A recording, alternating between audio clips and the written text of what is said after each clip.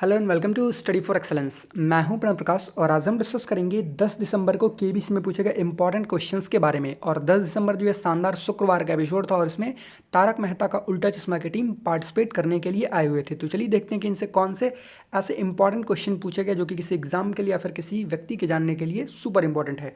तो सबसे पहला इंपॉर्टेंट क्वेश्चन पूछा गया था कि Rajkot was the capital of which state before it's merger with Bombay state on 1 नवंबर 1956। यानी कि राजकोट किस राज्य की राजधानी थी जिसका 1 नवंबर 1956 को बॉम्बे राज्य के साथ विलय हो गया था। तो ये 1948 से 1956 तक जो है ये सौराष्ट्र की राजधानी थी। राजकोट जो है किस राज्य की राजधानी थी? सौराष्ट्र की राजधानी थी। फिर 1956 में ये बॉम्बे के साथ मर्ज हो गया और फिर 1960 में जो है ये फिर गुजरात स्टेट में मिल गया। यहाँ पे देख सकते हैं 1948 से 1956 तक जो है ये सौराष्ट्र स्टेट में थी Rajkot. Rajkot was the capital of Saurashtra state, यानी कि राजकोट जो है कैपिटल थी सौराष्ट्र स्टेट की। फिर ये मर्ज हो गई बॉम्बे स्टेट में और फिर 1961 में 1960 को ये फिर मर्ज हो गई किसमें? गुजरात स्टेट में। और राजकोट सौराष्ट्र जो ये कहाँ पे है? गुजरात में है।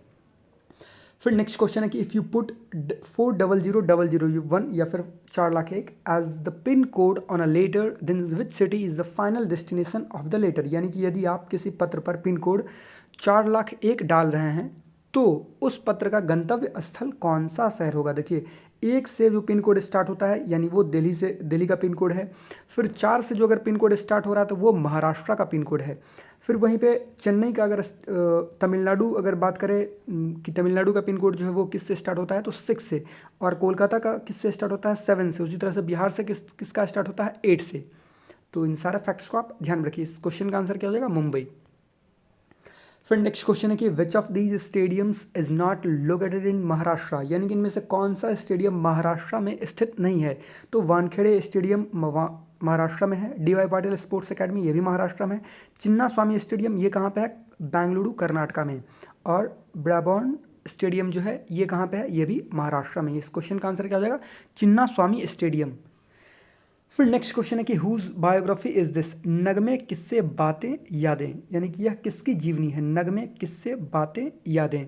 तो ये जीवनी है। आई थिंक ये वीडियो या फिर ऑडियो इमेज वाला क्वेश्चन था। तो इस क्वेश्चन का आंसर हो जाएगा ऑप्शन नंबर बी, आनंद बख्शी। नगमे किससे बातें यादें जो है ये राकेश आनंद बख्शी जी की जीवनी है, बायोग्राफी है। फिर नेक्स्ट क्वेश्चन है 3,20,000 रुपये की। According to the Puranas which creature warned Manu about an impending flood and advised him to build a boat.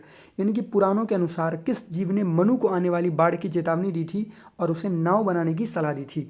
देखिए, पुराण जो है वो कितने हैं? 18 पुराण हैं।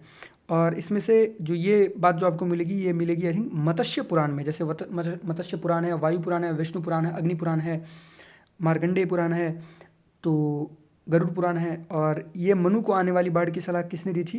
किस जीव ने? तो फिश ने, यानी कि मछली ने। इस क्वेश्चन का आंसर क्या हो जाएगा? Option number D, fish. फिर नेक्स्ट क्वेश्चन है 6,40,000 का कि by what name is Ramchandra Pandurang Yawalkar better known in Indian history. यानी कि रामचंद्र पांडुरंग यावलकर को भारतीय इतिहास में किस नाम से जाना जाता है? तो तात्या टोपे का नाम आपने सुना होगा। 1857 जो फर्स्ट बैटल थी इंडिपेंडेंस की, इंडिया के इंडिपेंडेंस की, उसमें इन्होंने जनरल की भूमिका निभाई थी। तात्यान मीन्स जनरल ही होता है। फिर नेक्स्ट क्वेश्चन है और ये क्वेश्चन है 12,50,000 रुपये का और ये सुपर इंपॉर्टेंट क्वेश्चन है कि which was the first serialized drama to run on Indian television.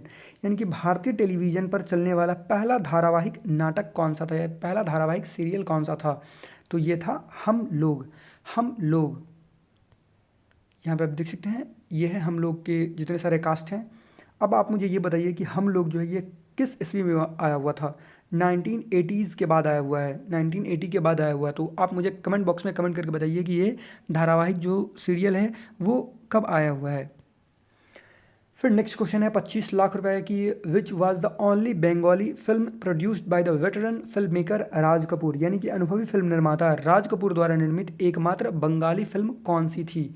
एक दिन रात्रे, एक दिन रात्रे जागते रहो, इसका हिंदी वर्जन है जागते रहो।